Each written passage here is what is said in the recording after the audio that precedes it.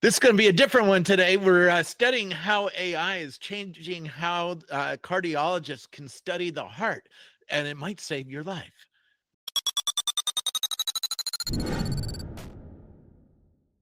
So, who are you? I'm Hugh MacNaught, CEO of VenturePoint Diagnostics. I'm here with Jeff Sobel, who's the CEO of Ascend Cardiovascular, and Christina Almeida from VenturePoint. Yeah, and tell me what you all are working on, because it's real exciting. Yeah, so we are applying artificial intelligence to cardiac ultrasound. So taking a ubiquitous technology, 2D ultrasound is everywhere. The installed base is thousands and thousands of systems. We're improving the accuracy of that for heart imaging to levels equivalent to MRI. So it's faster, cheaper, far more accessible. So I have 3 kids, and every time my wife was pregnant, they would do ultrasound and see the baby inside of her. Is that the same kind of ultrasound sensor that you're talking about here? Similar ones, absolutely. We get into the game a little bit later than pregnancy, but yeah. Our systems have been used to image babies as young as 30 minutes old. So maybe Christine could touch on that as a practicing sonographer. You are right. That is the same equipment, the same ultrasound machines that we would use when your wife was pregnant. But like Hugh says, we tackle cardiac hearts once the baby is actually born. We can do hearts anywhere as small as 3 milliliters, so very small pediatric premature babies, all the way up to adults in their 80s and 90s. So we handle all patients, and regardless of as well the condition that their heart is in. So yeah, that it's faster. And what is the breakthrough here? Because I've seen a few of those ultrasound scans. You can see what inside the body looks like on a monitor. What does the AI and what is the breakthrough here? What does it let you do? It let you see or let you understand about the human heart that you couldn't before? Yeah, so we're very focused on what we call volumetric measurements of all 4 chambers of the heart. So the volumes of each of those chambers, plus what we call the ejection fractions, which essentially provide the cardiologist with a measure of the efficiency of how the heart is working. So uniquely, we have the ability to do this for all 4 chambers, including the right ventricle, with an accuracy that is equivalent to MRI. So that is unique. So you don't have to stick the baby in an MRI that's a big machine, and you can't have the human touch, right? Right. Or a claustrophobic adult, or people with implants. Jeff might be well positioned to kind of speak to this. Yeah. Yeah. Hi, Jeff. Hi there. Thanks for having me. Yeah, MRI exams on kids are kind of tough because they don't follow instructions. They're upset, to have something done. They can't hold their breath for you the way adults will during an MRI. So often, actually, an MRI, you have to give general anesthesia to a child. And that's a big undertaking. It has certain risks. And if you can get the same data through a much simpler, non-invasive mechanism, that's highly preferable. That's cool. Do you guys have a demo or what it actually looks like for people to see? We can do that later as well, and then overlay it on the video. But if you have one and you can share your screen, that would be awesome. This is really interesting. It seems like this is a real breakthrough for your industry and how doctors can understand the heart, understand defects, and make a plan for proceeding much better and much cheaper too. Yeah, absolutely. Yeah, this has been another 10-year overnight success, but we have recently launched what we call version 4 in a number of countries, and we're expecting clearance by FDA on that very soon. So I think the form factor now is about right for mass adoption, and certainly this is part of our partnership with Jeff's group, looking at how to integrate this into the clinical environment. The 3D scan that it gives you, does that really help a surgeon then know what he or she is up against if they need to do some operation to fix a defective heart or something like that? Well, I think it's sort of much broader than that, and probably Okay. Jeff is best positioned to speak to it. But I think the areas we're focusing on as a company, at least in terms of what we perceive to be the near-term opportunities for us, are congenital heart defects. So there's 2.5 million people in America with heart defects. 1 million children, but also 1.5 million adults. Cancer patients, so a number of chemotherapies are actually toxic to the heart. So these patients need to be carefully monitored. Pulmonary hypertension, and we're just beginning to do a dive into valve procedures, but Jeff can speak more knowledgeably about each of these sort of indications. Yeah, there's really a very wide range of heart disease that this is applicable to. And one way to think about this is standard echocardiography or heart ultrasound, or, even what you might be familiar with when a woman is pregnant and has a fetal ultrasound. It's kind of like a slice through the heart. There's a two-dimensional image, kind of like a pane of glass. You're only really seeing a two-dimensional slice. And obviously, the heart's a three-dimensional structure, really often referred to as kind of a four-dimensional structure because it has a time dimension. It's moving with time. And so the beauty of this technology is being able to take a series of two-dimensional slices and using AI, map that information onto models of the heart that reconstruct all that information in 3 or 4 dimensions and give you an output that's fairly equivalent to the 4-dimensional data you would get from a cardiac MRI. And really, ultrasound is ubiquitous. And in our world in cardiology, ultrasound is really the workflow modality. It's used day in and day out. It's allows you to study people sequentially over time and see what changes are going on. So even though we have other ways of looking at the heart, like nuclear cardiology, kind of stress test type scans and CT scans and MRIs, and even though we do procedures where we put catheters up in the heart and do all kinds of fancy measurements and interventions, really ultrasound is the workhorse modality. And when you add this kind of layer of capability, you make it just that much more powerful and that much more applicable to a group of patients, particularly the pediatric patients who are much more limited in how you can treat them. Yeah. My friend made a digital stethoscope. It seems like which would see the heart in a different way than the old doctor who would put a stethoscope on your chest and listen to your heart working. It seems like you're getting some fantastic new tools to understand the heart, partly because of your efforts, right? What's happening?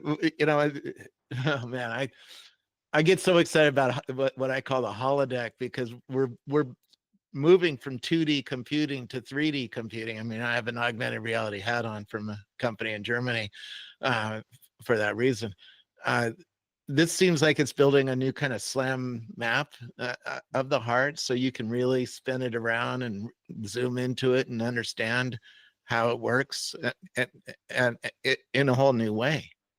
Yeah, I would say, that's one of the focus areas of Ascend Cardiovascular, is how you pull information together from all these different areas. And, the way I would kind of explain it is each way we look at the heart has kind of a different information domain. So if you put a digital stethoscope on somebody, you're obviously getting a digital audio signal, and you can feed that into AI and get all kinds of interesting results from that. You could obviously do a plain chest x-ray or an electrocardiogram.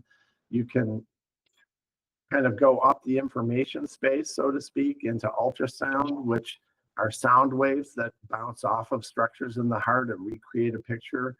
You can CT and MR work differently in terms of how they look at radiation pictures or magnetic fields that the heart is in. So they're all just kind of biophysical information that you're getting out of the heart using different modalities. And cardiology has become very sophisticated over time in kind of putting all that information together in the best possible way to help treat patients. And so we're always looking for, well, AI is obviously revolutionary because it can be applied to any of these biophysical outputs, really. And Yeah. people are working on every kind of way to squeeze more lemon from the juice, so to speak, from these information streams. But VenturePoint has been unique in that they've taken the approach of actually taking two-dimensional reconstructions and using AI to turn them into the equivalent of three-dimensional data sets, which is really something that hasn't been possible to do in the ultrasound field before this. And this all happens real fast. I mean, if you have a baby that's, you know, a few seconds old and the baby is having problems, and you're a doctor trying to figure out what's going on, seconds matter at that point, right? Cardiology is a very real time, domain. Things happen real quick, and time can definitely be of the essence when we're caring for patients who are critically ill. Just so I can add to that, Yeah, please do. just to give an idea of how this program and how our software actually works. If you did have a baby in the hospital that needed an echo, and echoes, like we were saying, are very prevalent. It's a go-to modality within the hospital because you can do it quickly. You can see real-time action of the heart. So when we come with our system as well, which is in conjunction with the ultrasound machine, is we have two sensors. So one that'll go on the baby or beside the baby, and then one that goes on the actual probe. So when we're scanning and taking those pictures, those 2D slices that Jeff was just talking about, we're now gathering information in the spatial XYZ planes, right? Every time I angle, every time I move that probe and I take a picture, it's now in correlation with the sensor. So it knows where I am in space. Once we take those 2D pictures, and they're classic 2D pictures that everybody has been trained to do, we put anatomical points on them. We label them. This is an apex. This is a valve. We give that XYZ shape since we know where the probe was in space. And then from those points, we create a 3D model, which represents that baby's heart that you just scanned. And then we have those cardiac output values that you got just bedside. You know, it was on top of the echo that was already scheduled to be done. And it only took an additional 5 minutes more on the pictures that you already had to take anyways. And now you have this cardiac output values that are equal to MRI that were done just bedside. So now you're able to, like we said, monitor the baby as you go. And it's not to say that MRI is to be replaced, because it is the gold standard, but it's a different mode and a faster mode to get information so you can give better bedside care to your patients in a much faster way. And then when you see some major changes, maybe that's when you're like, now it's worth going for an MRI, you know, or maybe it's about changing your protocols. And we're talking in the instance right now of being inside a hospital, but this also pertains globally as well. What about those children in cities that don't have access to MRI, or those adults that have pacemakers that don't have access to MRIs, but now they can be followed in their hometown by their local physician, and you can create protocols that say, okay, once we see 10 or 15% change within the lab, then we'll send you out to get additional, more accurate, you know, MRIs. But this is to help feed and create better patient care around everyone, and regardless of what space you're in or where you live, because ultrasound is that available. It is. It's a lot cheap. These devices are not very expensive compared to an MRI, right? An MRI, you need a whole room. It needs to be magnetically shielded, and it's pretty complex, right? You don't want anything metal in that room, right? It'll get attracted to the MRI. Absolutely. And it also takes a long time, right? I had a full body MRI scan. I was in that thing for an hour, right? And so it's this is just boom, boom, boom, boom. You're going for a certain, you know, you can see a lot. It's real exciting, you know. I just as a layman listening to you all talk about how this is changing the world. That's real cool. Can you all tell me about the AI that's doing the stitching of these images together and making the 3D model of the heart, and it's sort of what's going on underneath the hood? So I can say, oh, sorry, go ahead. No, go ahead, Christina. So when they created this algorithm and this AI, they actually joined forces with a bunch of different hospitals here, both in North America, in Canada, and the US. They actually had multiple thousands of cardiac MRIs donated to the hospital. And they had those physicians at those hospitals actually mark up those MRIs. So it was all done by physicians on physician quality MRIs from hospitals. And they created the algorithm from those MRIs, which is why we can say and we can make a claim that we're within 10% of MRI, because we used them as the grounding foundation to create the algorithm. Now, I can't tell you how the algorithm was created. A lot of NVIDIA cards, right? That's right. I can't share that part. But it's founded on actual MRIs. We have a catalog, and it's not normals. It's all sorts of different pathologies, because that MRI catalog is essentially a shape catalog. It's what the AI was built off of, and it's not a learning AI. We don't have to continually feed it. It's one that's born from these MRIs. Anything else that's out there at the moment makes no claims about the values that they have and how accurate or good they are. They just say we've created a value, but we can actually compare it to a gold standard because we used it as our foundation. Oh, that's interesting. So you have a large training set of MRI scans that you were able to feed into the model to make the model. Wow. It's just AI is changing everything in the world, and it's just so exciting to hear how it's changing this. For you all, it means you can see your patient in a whole new way and much quicker and much cheaper, right? I think in terms of healthcare systems are looking at things at the macro level.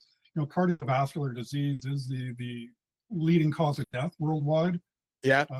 Better at treating it, whether it's through drugs or surgical interventions or devices. So these patients are living longer, but then need to be carefully managed. People are living longer generally. A number of countries are looking at increasing standards of living, and with that comes unhealthy lifestyles and greater cardiac disease. So you've got this tsunami of patients. I don't eat a lot of ice cream at night. No, not me. Oh, yeah, the question is really how do we effectively manage all of these people, and putting them all into MRIs, clearly it's not a scalable approach. So we think this is more practical, much more efficient. And certainly for those patients that need to be regularly monitored, I think it's just a better tool. Yeah, no, this is, yeah, I totally get that. What are you all learning by doing this? Building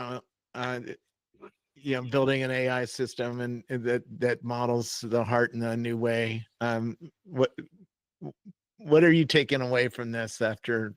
How long have you all been working on this project? It's probably been a few years, right? The company's been in existence since 2007. Christina and I have been a little more recent additions, but we've been at it for a few years anyways.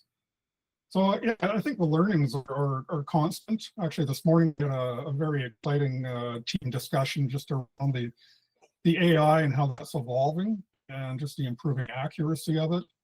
The analogy this morning was we're sort of at the stage of say with cars, of having driver assistance, and we're looking forward to sort of at some point creating an autonomous driving vehicle. That's interesting, because I worked with a company called MetaView, which put scans over the human body for the surgeons who were going to be cutting a tumor out of you or something like that. And it's almost like playing a video game. They can see when the cutting tool is in the right spot, and it turns green and tells them, okay, you're in the right spot for cutting. Does this help that kind of thing to go down? I mean, a surgeon someday is going to be wearing a pair of augmented reality glasses and be inside your model of the heart and be able to fix a problem or something like that? Well, not quite there yet, but one thing we're looking at right now is with heart valves. So, that's a very dynamic area, going from repairs now to replacements, and actually, replacements that are introduced through catheters rather than cracking the chest open. One thing that's really interesting for us is to be able to assess the characteristics of these valves, through the chest wall, just like they were scanning your wife when she was pregnant, rather than going the route with 3D echo, where they would have to anesthetize the patient, put the probe down their throat. So it's invasive, time consuming, it's expensive. So I think that's the next step for us. But Jeff has been living and breathing this for the last 20 years. Maybe he has more insight. Yeah. Well, so a few things I've observed, over the course of my career in, computers and cardiology. One, cardiologists are very tech savvy. I mean, we love technology. So we're kind of like radiologists and surgeons who also kind of take care of patients at the same time and talk to people. And so our kind of technology adoption bandwidth is quite high. But yet we work within systems. I mean, one of the important things to understand about AI in the healthcare space is the cardiovascular enterprise is kind of a system of its own within a larger hospital and healthcare system. And so AI has to kind of plug into the system and be used efficiently by people in the system, the providers, the practitioners. So that's really the value of our partnership with VenturePoint. They've created a very unique AI technology. It's kind of like a new tool in the toolkit, but the cardiologist needs all of those tools, and they need to have those tools available to them in their workflow and in their environment kind of at the right time for the right patient. So that's a lot of what Ascend does, is bring together tools we've created and tools that our partners have created that are best of breed and cutting edge, some of which are AI tools, some of which are other kinds of imaging or information assets, and trying to make that work within the cardiovascular enterprise and within the overall healthcare system. And it's probably true of many other domains, whether you're talking about finance or manufacturing or whatever. AI has to solve a problem. It has to be relevant. It has to either create a better outcome, which in our case means a better patient outcome, or it has to make the system more efficient or effective. It has to have one of those goals, but it can't kind of live in a silo. It can't just be in its own little bubble. It has to be part of and transform the system it becomes part of. How is this going to change over the next few years? 5 years from now, what does this system look like? What is it going to be able to do that you can't do today? I think going back to my earlier comments about form factor and how we're ready to really steer our company into the growth phase. We're going to have increasing levels of software automation. So right now we're essentially working with the cardiologist to guide them or to make suggestions regarding certain program functions or features. This will be increasingly automated and done in a way that they have much more confidence in. So at this point, it's not about imposing this automation on them, but getting them really to use and trust the system, and we'll build on it from there. So again, right now it's like providing driver assistance in new cars versus having self-driving cars at some point down the road. That's cool. I hear we have a demo ready to go. Could we see it? Yes, absolutely. So I'm just going to share my screen, or if someone will allow me to share my screen. Oh, here we go. Share.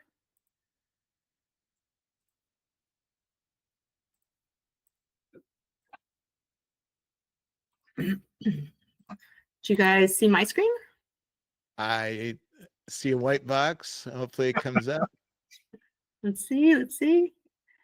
Do you see like a bunch of scans on my screen or not?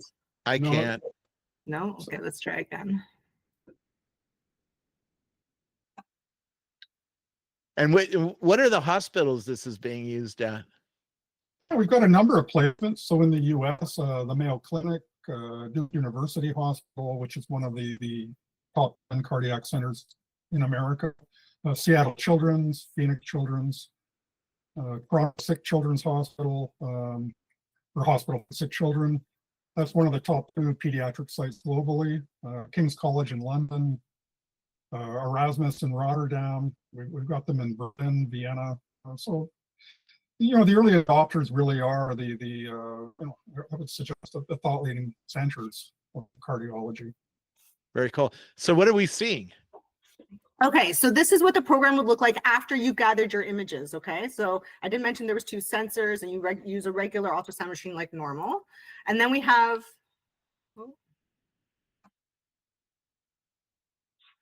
so let me click on,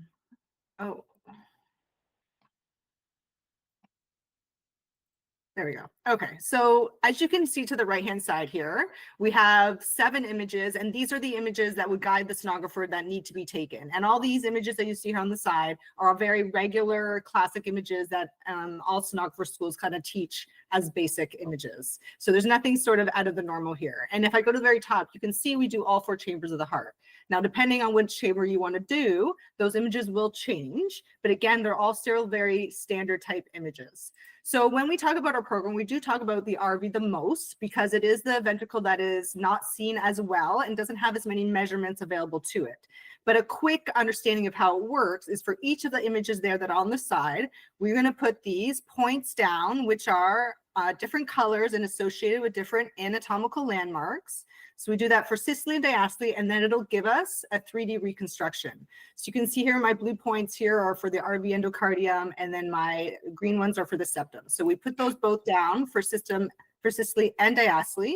And then so as you're scanning, you're tagging these?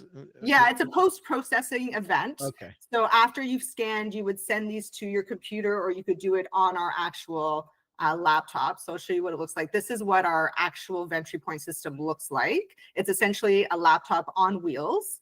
So you could do the post-processing on this right beside the patient bedside, or you could send the images back to like a workstation and do it on a workstation. But after you've put your points down, you get your 3D reconstruction. So this is a representation of a 3D RV and how you would look at it. So we have systole and diastole together. So we have our one inflow, this is tricuspid valve inflow, and then the outflow for the blood track.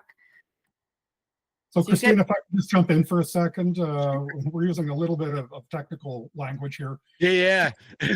Going Dr. Nerdy on me. Sorry. No, that's cool. So yeah, what she's referring to is the heart when it's relaxed and compressed. So your blood pressure, if it was 120 over 80, that's systole over diastole. So that's what she's referring to. And the image here is showing both states. Yep. Did I get that right, Jeff? You got it. I'm not going to question you on it. Nearly right. So then we have this RV. This is a representation of the heart that should be on the table that you just scanned. So you look at areas that are dilated or stenotic. It's a representation of how well stenotic. How well, like how big things are versus how small or undersized things are versus oversized. Okay. And then you can see here on the right-hand side, we have all of the values that would be important to cardiologists. We have the volume of blood when the heart is relaxed versus the volume once it's squeezing, your output values. So these are the values that we say are comparable to MRI within 10%. Very cool. And then we just have, some fancy features. This shows how all of the dots are connected. So you can see how you've scanned the heart. We have something called a scan plane so that you can see how you've cut the heart with your 2D image. You can do more than one at a time. So it's a great learning tool. Like you said, it's really hard for some people to think in 2D, from 2D to 3D, because it is a 3-dimensional heart, but we're scanning in 2D. So this just gives people an opportunity to learn a little bit more and wrap their mind around it. Wow, that's cool. Yeah. And this can all be done with just a few minutes added onto a regular echo. Yeah. No, that's crazy. You're turning heart into a holodeck icon. So that's just a very quick version. No, that's cool. Would it help you to be in like an Apple Vision Pro or something like this when you're looking at the heart, or is it just good enough to see it on a 2D screen? Well, that's one I can probably take, actually, in the sense that our team spent a lot of time with smart glasses and some of the VR headsets and all.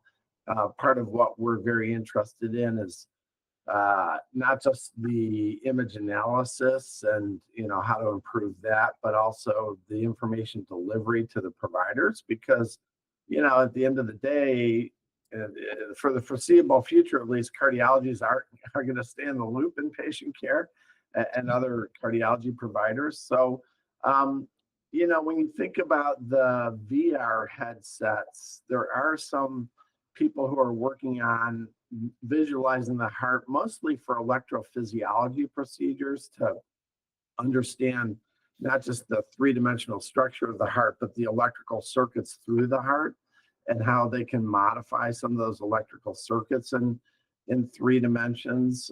They're called electromechanical maps. And so there are some very sophisticated cardiac displays that might benefit from holographic or VR type displays, but that's not the only useful thing. I mean, it's really interesting with kind of augmented and mixed reality and smart glasses. There's such a spectrum of technologies now that we can marry with AI to improve the delivery of information at the point of care, particularly in cardiology, where we're often mobile, we're in the ICU, we're going to different labs.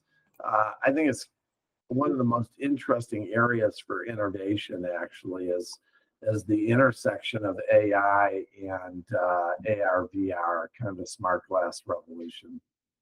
I'm so excited. This opens up a whole new way to do healthcare. I just want to thank you all because you're inspiring. So, and thanks for helping people, have better lives and fix their hearts. And keep track of their hearts. Is there anything I should be asking? Because I'm a layman. I don't live in your world very, very much. So, is there a question I should be asking? Christina, I think you've covered it pretty well. I would say, again, one of the challenges we're having in healthcare is, across the entire economy is people getting used to the idea that these AI-driven innovations are going to be, part of their everyday experience. And so I think podcasts like yours and ways of helping educate, the population, everybody's going to be as a patient someday, so the more we all understand that this is going to hopefully help us all, the better off we'll all be.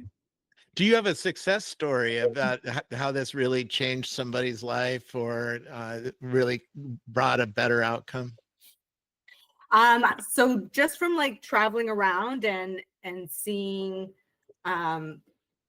different cases in different hospitals, I have had lots of different feedback. We had one family in particular at a children's hospital who we did this on, and they were so grateful because they didn't want to have to, he was already a little bit delayed and had multiple hospital appointments, and to avoid the anesthesia that comes with having to put your child through an MRI and then not being able to actually be beside your child as well, because they're not allowed to be in the room.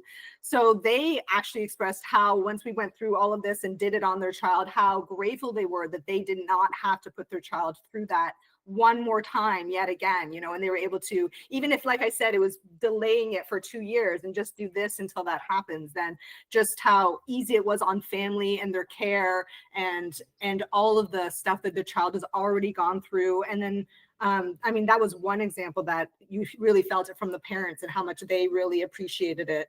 But then I've gone to an adult place as well when we were demoing this product, and we did a patient that had a 3D echo done, an ultrasound with the regular ultrasound machine, and then we did our equipment as well. And he was just happy to see, because we went through the results with him and his physician, to show that our results were closer than the actual 3D of the echo. So he wouldn't have had to do that MRI for the next time. So he was very happy to hear that he was able to combine it into one, that it was going to be more cost effective for the hospital, and then he wouldn't be disturbed to have to come back again to get results or to do the MRI again, because he was able to do it in his one appointment. So from both sides of the spectrum, whether it was peds or adults, I've seen some really positive feedback from patients and families who've had an opportunity to use the system. Very cool. Well, thank you so much for spending a little bit of time with me to show me the system and explain its importance and why it's changing how we understand the heart. Well, it's a very exciting area, and thank you for allowing us to share this with you. Yeah, thank you so much.